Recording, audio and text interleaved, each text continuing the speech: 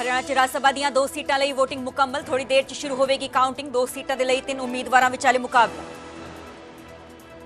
ਅਕਾਲੀ ਦਲ ਦੇ ਵੱਲੋਂ ਕੰਚਨਪ੍ਰੀਤ ਕੌਰ ਨੂੰ ਤਰਨਤਾਰਨ ਦੀ ਹਲਕਾ ਇੰਚਾਰਜ ਲਗਾਉਣ ਤੇ ਬੋਲੇ ਸੀਐਮ ਮਾਨ, ਅਸੀਂ ਨਹੀਂ ਦਿੰਦੇ ਗੈਂਗਸਟਰਸ ਦੇ ਪਰਿਵਾਰਾਂ ਨੂੰ ਟਿਕਟਾਂ ਤੇ ਇੰਚਾਰਜੀਆਂ। ਤਾਂ ਸੁਖਬੀਰ ਬਾਦਲ ਬੋਲੇ, ਪੰਜਾਬ ਚੋਂ ਮੈਂ ਹੀ ਖਤਮ ਕਰਾਂਗਾ ਗੈਂਗਸਟਰ। ਸੁਖਜਿੰਦਰ ਰੰਧਾਵਾ ਦਾ ਸੀਐਮ ਭਗਵੰਤ ਮਾਨ ਨੂੰ ਚੈਲੰਜ ਕਿਹਾ, ਆਓ ਇਕੱਠੇ ਬੈਠ ਕੇ ਕਰੀਏ ਪ੍ਰੈਸ ਕਾਨਫਰੰਸ, ਪੰਜਾਬੀਆਂ ਨੂੰ ਪਤਾ ਲੱਗੇ ਕਿ ਗੈਂਗਸਟਰਾਂ ਦੇ ਨਾਲ ਕੌਣ ਰਲਿਆ।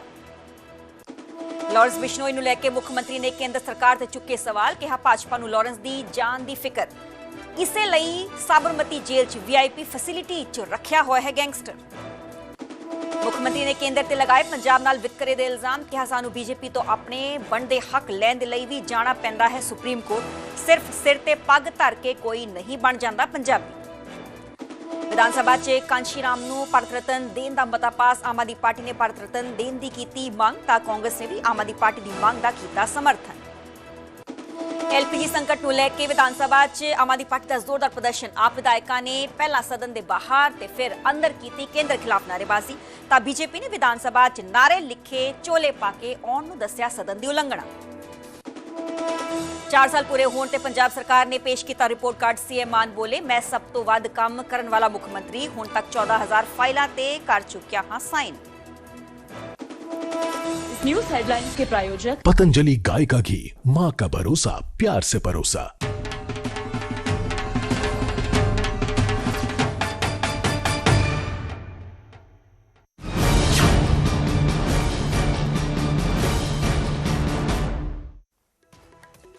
ਸਤਿ ਸ਼੍ਰੀ ਅਕਾਲ ਜੀ, ਮੈਂ ਹਾਂ ਸਰਬਜੋਤ ਕੌਰ, ਨਿਊਜ਼ 18 ਪੰਜਾਬ ਹਣਾ ਦੇਖ ਰਹੇ ਸਾਰੇ ਦਰਸ਼ਕਾਂ ਦਾ ਸਵਾਗਤ ਹੈ। ਬੁਲੇਟਿਨ ਦੀ ਸ਼ੁਰੂਆਤ ਕਰਾਂਗੇ ਤੇ ਸਭ ਤੋਂ ਪਹਿਲੇ ਗੱਲ ਗੁਆਂਢੀ ਸੂਬੇ ਹਰਿਆਣਾ ਦੀ ਰਾਜ ਸਭਾ ਦੇ ਨੰਬਰ ਗੇਮ ਦੀ, ਕਿਉਂਕਿ ਰਾਜ ਸਭਾ ਚੋਣ ਦੀ ਨੰਬਰ ਗੇਮ ਦਾ ਅਸੀਂ ਜ਼ਿਕਰ ਕਰਾਂਗੇ। ਅੱਜ ਜੋ 2 ਸੀਟਾਂ ਨੇ ਹਰਿਆਣਾ ਰਾਜ ਸਭਾ ਦੀਆਂ, ਉਸ ਦੇ ਲਈ VOTING ਮੁਕੰਮਲ ਹੋ ਚੁੱਕੀ ਹੈ। ਸਵੇਰੇ 9 ਵਜੇ ਇਹ ਪੂਰਾ ਪ੍ਰੋਸੈਸ ਸ਼ੁਰੂ ਹੋਇਆ ਤੇ 4 ਵਜੇ ਤੱਕ 90 ਚੋਂ 88 ਵਿਧਾਇਕਾਂ ਦੇ ਵੱਲੋਂ ਆਪਣੇ VOTING ਹੱਕ ਦਾ ਇਸਤੇਮਾਲ ਕੀਤਾ ਗਿਆ ਤੇ ਹੁਣ 5 ਵੱਜ ਚੁੱਕੇ ਨੇ। ਇਨਫੈਕਟ 1-2 ਮਿੰਟ ਦਾ ਹੀ ਸਮਾਂ ਰਹਿ ਚੁੱਕਿਆ ਹੈ ਤੇ ਹੁਣ ਕਾਊਂਟਿੰਗ ਜੋ ਵੋਟਾਂ ਦੀ ਹੈ ਉਹ ਸ਼ੁਰੂ ਕਰ ਦਿੱਤੀ ਜਾਏਗੀ, ਯਾਨੀ ਕਿ ਥੋੜੀ ਦੇਰ ਨਤੀਜਿਆਂ ਦਾ ਐਲਾਨ ਵੀ ਕਰ ਦਿੱਤਾ ਜਾਏਗਾ। ਦੇਖਣਾ ਹੋਏਗਾ ਕਿ ਕਿਸ ਪਾਰਟੀ ਦੇ ਵੱਲ ਜੋ ਉਮੀਦਵਾਰ ਨੇ ਉਹ ਜਿੱਤਦੇ ਨੇ। ਹਰਿਆਣਾ ਚ ਰਾਜ ਸਭਾ ਦੇ ਲਈ VOTING ਮੁਕੰਮਲ ਹੋ ਚੁੱਕੀ ਹੈ। ਥੋੜੀ ਦੇਰ ਚ ਵੋਟਾਂ ਦੀ ਗਿਣਤੀ ਸ਼ੁਰੂ ਹੋਏਗੀ। 3 ਉਮੀਦਵਾਰ ਚੋਣ ਮੈਦਾਨ ਚ ਉਤਰੇ ਹੋਏ ਨੇ। ਰਾਜ ਸਭਾ ਦੇ ਲਈ ਚੋਣ ਉਹਨਾਂ ਦੇ ਵੱਲੋਂ ਲੜੀ ਗਈ। ਕਾਂਗਰਸ BJP ਤੇ ਆਜ਼ਾਦ ਵਿਧਾਇਕਾਂ ਸਣੇ 88 ਦੇ ਵੱਲੋਂ ਆਪਣੀ ਵੋਟ ਪੁਗਤਾਈ ਗਈ ਹੈ। ਸਵੇਰੇ 9 ਵਜੇ ਤੋਂ ਇਹ ਪੂਰਾ ਜੋ VOTING ਦਾ ਪ੍ਰੋਸੈਸ ਸੀ ਉਹ ਸ਼ੁਰੂ ਹੋਇਆ ਸੀ। 3 ਉਮੀਦਵਾਰ ਚੋਣ ਮੈਦਾਨ ਚ ਉਤਰੇ ਸੀ। BJP ਦੇ ਕੈਂਡੀਡੇਟ ਸੰਜੇ ਭਾਟੀਆ ਚੋਣ ਮੈਦਾਨ ਚ ਉਤਰੇ ਸੀ। ਕਾਂਗਰਸ ਪਾਰਟੀ ਦੇ ਵੱਲੋਂ ਕਰਮਵੀਰ ਬੌਧ ਤੇ ਡਾ ਖੇਡਿਆ ਗਿਆ ਹੈ। ਹਾਲਾਂਕਿ ਹੁਣੇ ਹੀ ਥੋੜੀ ਦੇਰ ਚ ਨਤੀਜੇ ਦਾ ਐਲਾਨ ਹੋ ਜਾਏਗਾ। ਇਨਫੈਕਟ 1 ਮਿੰਟ बाद जो काउंटिंग है इन वोटा की शुरू हो जाएगी। इंडिपेंडेंट कैंडिडेट भी चोण मैदान च उतरे से, हालांकि BJP के वालों उतारे गए ने।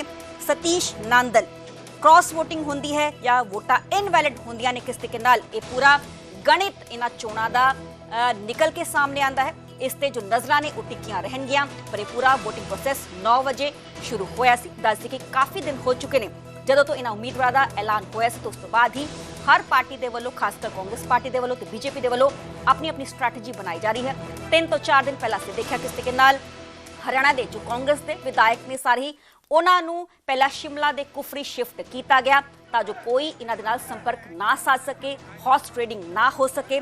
ਤੇ ਉਸ ਤੋਂ ਬਾਅਦ ਬੀਤੇ ਕੱਲ ਦੇਰ ਸ਼ਾਮ ਹੁੰਦੇ ਹੁੰਦੇ ਇਹਨਾਂ ਪੂਰੇ ਵਿਧਾਇਕਾਂ ਨੂੰ ਜੋ ਕਿ ਕਾਂਗਰਸ ਨਾਲ ਸੰਬੰਧਿਤ ਨੇ, ਕਾਂਗਰਸ ਦੇ ਵਿਧਾਇਕ ਨੇ, ਉਹਨਾਂ ਨੂੰ ਸ਼ਿਫਟ ਕੀਤਾ ਗਿਆ ਸੀ ਕੁਫਰੀ ਤੋਂ ਅੱਗੇ ਜੋ ਹੈ ਟਿੰਬਰ ਟ੍ਰੇਲ ਦੇ ਕੋਲ, ਉੱਥੇ ਸ਼ਿਫਟ ਕੀਤਾ ਗਿਆ ਸੀ। ਤੇ ਅੱਜ ਸਵੇਰੇ ਹੀ ਇਹ ਜੋ ਪੂਰੇ ਵਿਧਾਇਕ ਨੇ ਉਹ ਪਹੁੰਚੇ ਤੇ ਇਹਨਾਂ ਦੇ ਵੱਲੋਂ ਆਪਣੀ VOTING ਹਿੱਕ ਦਾ ਇਸਤੇਮਾਲ ਕੀਤਾ ਗਿਆ ਹੈ।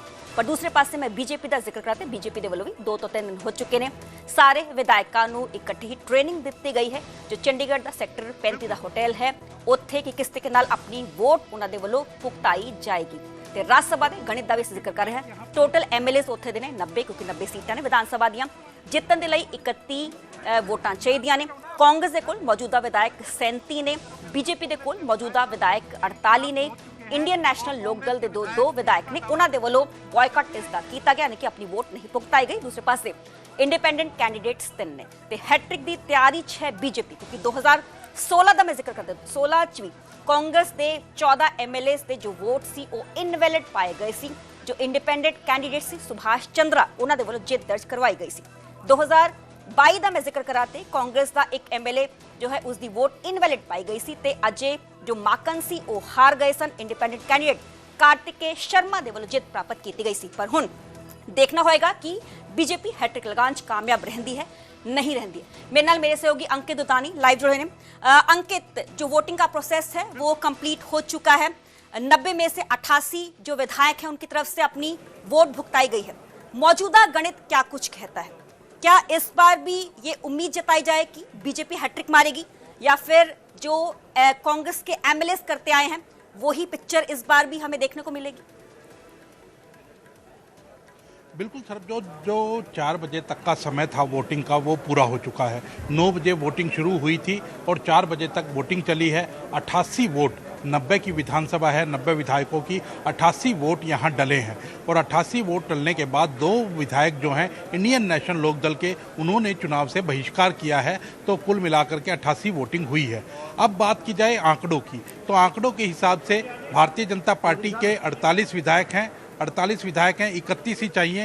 तो कहीं ना कहीं 31 चाहिए। ये देखिए, प्रदेश कांग्रेस अध्यक्ष जो हैं राव नरेंद्र सिंह, वो यहाँ आए हैं। उनसे बात करने की कोशिश करेंगे। वो हालांकि बात नहीं कर रहे हैं।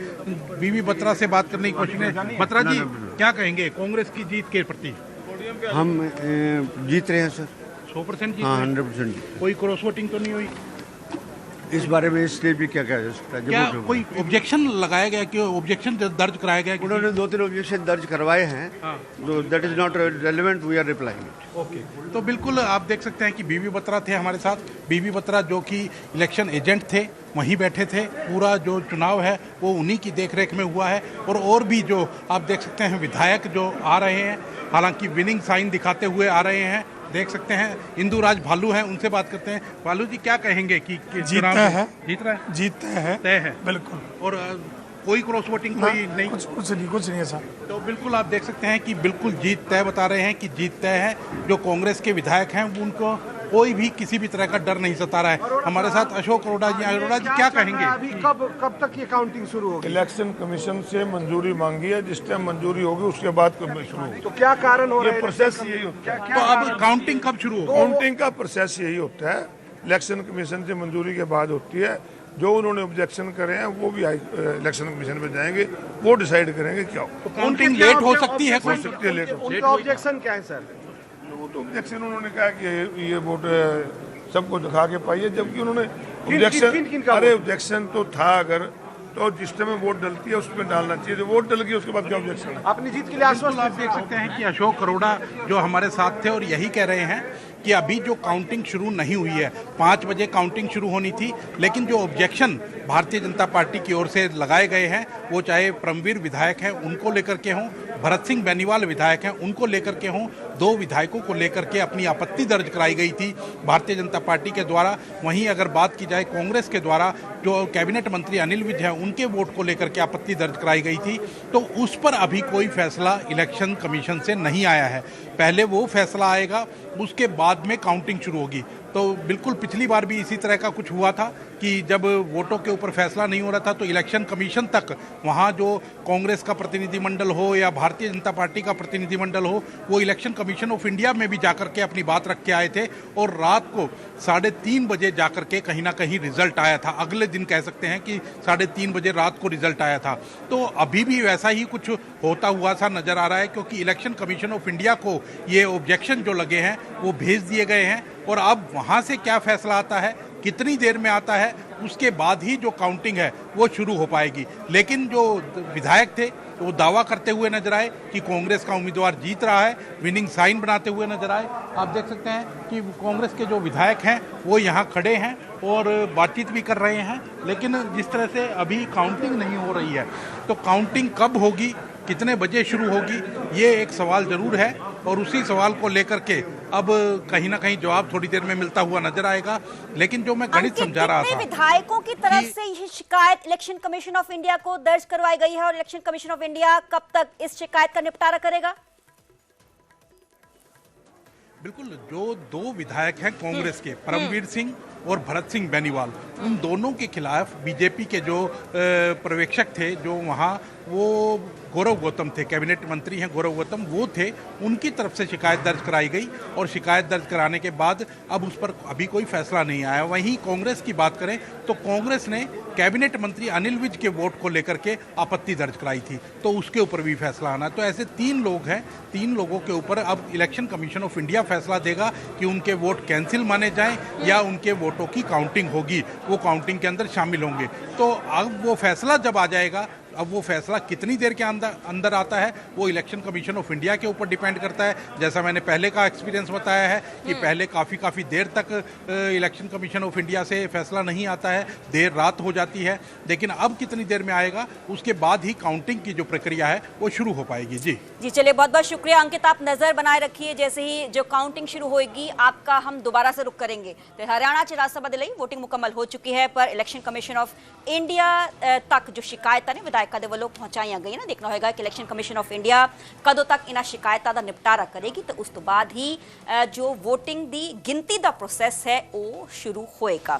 तो हैट्रिक की तैयारी है बीजेपी या फिर कांग्रेस पार्टी के उम्मीदवार के ਵੱਲੋਂ जित प्राप्त की जाएगी? हालांकि आने वाला समा ही ये दसेगा, पर राज्य सभा चोण नूं लैके ये जो पूरी पिक्चर है काफ़ी ज़्यादा दिलचस्प बनी हुई है। पर जे मैं गणित का जिक्र कराते, गणित इस चीज़ का जिक्र करता है क्योंकि बकायदा पूरा आंकड़ा बीजेपी के कोल भी है, दूसरे पासे 31 का आंकड़ा चाहिए है कांग्रेस पार्टी के कोल भी है। पर देखना होएगा कि किन्ने विधायकों के ਵੱਲੋਂ क्रॉस वोटिंग की गई है, किन्ने विधायकों के ਵੱਲੋਂ दे जो वोट्स ने वो इनवैलिड पाए जाते हैं, तो उस तो बाद ही नतीजा जो है वो सामने आएगा।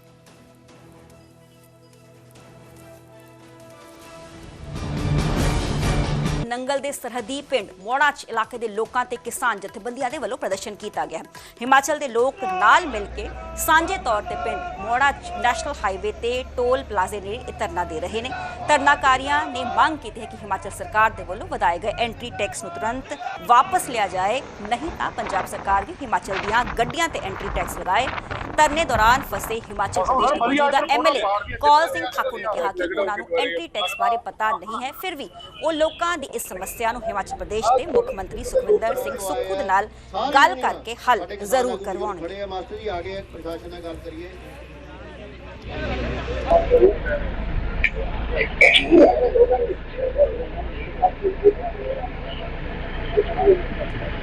ਸਾਰੇ ਇਹਨਾਂ ਨੂੰ ਬੇਨਤੀ ਹੈ ਜੀ, ਡਰਾਈਵਰ ਦੇ ਉਹ 150 ਰੁਪਇਆ ਹੋਣ ਜਾ ਰਿਹਾ।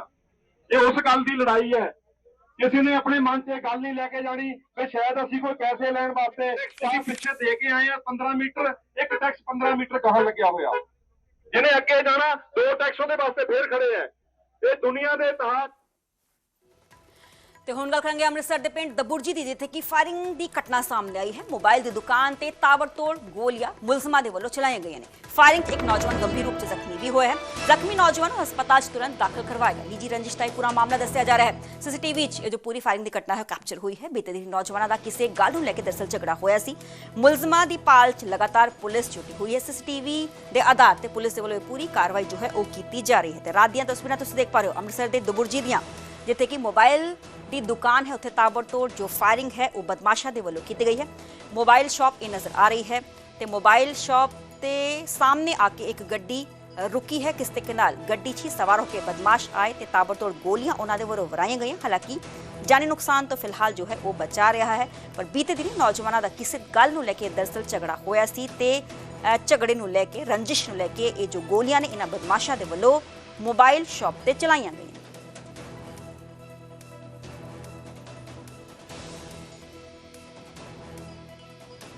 ਜਿਹਦੇ ਗੋਲੀ ਲੱਗੀ ਆ ਉਹਦਾ ਮਾਸੜ ਜਿਹੜਾ ਮੰਗਲ ਸਿੰਘ ਰਾਮਪੁਰ ਦਾ ਰਹਿਣ ਵਾਲਾ, ਉਹਨਾਂ ਨੂੰ ਇਹਨਾਂ ਨੇ ਅਪਰੋਚ ਕੀਤੀ ਵੀ ਸਾਡਾ ਰਾਜੀਨਾਮਾ ਕਰਾਇਆ ਜਾਏ। ਜੋ ਕੱਲ ਮਿਤੀ ਸ਼ਾਮੀ ਕਰੀਬ 8:30 ਵਜੇ ਇਹ ਸ਼ਮਸ਼ੇਰ ਟੈਲੀਕਾਮ ਦਬੁਰਜੀ ਇਕੱਠੇ ਹੋ ਕੇ ਬੈਠੇ ਸੀ ਰਾਜੀਨਾਮੇ ਵਾਸਤੇ, ਜਿੱਥੇ ਦੂਸਰੀ ਪਾਰਟੀ ਰਾਮਪੁਰੇ ਵਾਲੇ ਜਿਹੜੇ ਆ ਉਹ ਵੀ ਆਏ, ਜਿੱਥੇ ਆ ਕੇ ਉਹਨਾਂ ਨੇ ਇਹਨਾਂ ਦਾ ਝਗੜਾ ਹੋਇਆ, ਜਿੱਥੇ ਇਹਨਾਂ ਨੇ ਜਿਹੜੀਆਂ ਨੇ ਉਹਨਾਂ ਦੇ ਉੱਪਰ ਗੋਲੀਆਂ ਚਲਾਈਆਂ। ਇਹ ਦੋਨਾਂ ਪਾਰਟੀਆਂ ਦਾ ਜਿਹੜਾ ਇਨਸੀਡੈਂਟ ਹੈ ਇਹ ਆਪਸੀ ਲੜਾਈ ਆ, ਇਹ ਕੋਈ ਗੈਂਗਸਟਰ ਵਾਰ ਨਹੀਂ, ਇਹ ਦੋਨਾਂ ਪਾਰਟੀਆਂ ਦਾ ਆਪਸੀ ਝਗੜੇ ਦੇ ਕਾਰਨ ਜਿਹੜਾ ਇਹਨਾਂ ਦਾ ਹੋਇਆ ਵਾ। ਜੋ ਇਸ ਜਿਹੜੀ ਗੋਲੀ ਦੇ ਵਿੱਚ ਸਤਨਾਮ ਸਿੰਘ ਜਿਹੜਾ ਵਾਸੀ ਹੁੰਦਲ ਡੇਅਰੀ ਗਹਿਰੀ ਮੰਡੀ ਰੋਡ ਜੰਡਿਆਲਾ ਜਿਹੜਾ ਇੰਜਰਡ ਹੋਇਆ ਸੀ, ਜਿਹੜਾ ਫੈਸਲੇ ਵਿੱਚ ਆਇਆ ਸੀ, ਉਹਨੂੰ ਜਿਹੜਾ ਸਕਾਟ ਹਸਪੀਟਲ ਦਾਖਲ ਕਰਾਇਆ ਗਿਆ। ਸਤਨਾਮ ਸਿੰਘ ਜਿਹਦੇ ਤੇ ਹੁਣ ਕਰਾਂਗੇ ਐਮਪੀ ਸੰਤ ਸੀਚੇਵਾਲ ਦੀ, ਕਿਉਂਕਿ ਸੀਚੇਵਾਲ ਦੇ ਯਤਨਾਂ ਸਦਕਾ ਰਸ਼ੀਆ ਤੋਂ ਭਾਰਤ ਇੱਕ ਹੋਰ ਨੌਜਵਾਨ ਪਰਤਿਆ ਹੈ। ਨੌਜਵਾਨ ਨੇ ਬਲਬੀਰ ਸਿੰਘ ਸੀਚੇਵਾਲ ਦਾ ਧੰਨਵਾਦ ਕੀਤਾ ਹੈ। ਅੰਬਾਲਾ ਦੇ 25 ਸਾਲਾ ਦੀਪਕ ਨੇ ਇਹ ਵਾਪਸ ਕੀਤਾ ਹੈ ਤੇ ਵਾਪਸ ਆਇਆ ਹੈ। ਦੱਸ ਟਰੈਵਲ ਏਜੰਟ ਨੇ ਨੌਕਰੀ ਦਾ ਲਾਲਚ ਦੇ ਕੇ ਇਸ ਨੂੰ ਰਸ਼ੀਆ ਭੇਜਿਆ ਸੀ। 3.5 ਮਹੀਨੇ ਜੇਲ੍ਹ ਇਸ ਨੂੰ ਭੁਗਤਣਾ ਪਿਆ। ਦੀਪਕ ਨੇ ਇਸ ਗੱਲਾਂ ਦਾ ਜ਼ਿਕਰ ਕੀਤਾ। 1 ਮਹੀਨੇ ਕੰਮ ਕਰਨ ਤੋਂ ਬਾਅਦ ਤਨਖਾਹ ਉਸ ਨੂੰ ਨਹੀਂ ਦਿੱਤੀ ਗਈ ਸੀ। ਤਨਖਾਹ ਮੰਗਣ ਤੇ ਕੰਮ ਤੋਂ ਉਸ ਨੂੰ ਬਾਹਰ ਕੱਢ ਦਿੱਤਾ ਗਿਆ। ਮਾਸਕੋ ਦੇ ਥਾਣੇ 'ਚ 3 ਦਿਨ ਉਸ ਨੂੰ ਰੱਖਿਆ ਗਿਆ। ਉੱਥੇ ਤਸੀਹੇ ਉਸ ਨੂੰ ਬਰਦਾਸ਼ਤ ਕਰਨੇ ਪਏ। ਜੇਲ੍ਹ ਵਿੱਚ ਉਸ ਨੂੰ ਮਾਨਸਿਕ ਤਸੀਹੇ ਵੀ ਦਿੱਤੇ ਜਾਂਦੇ ਸਨ।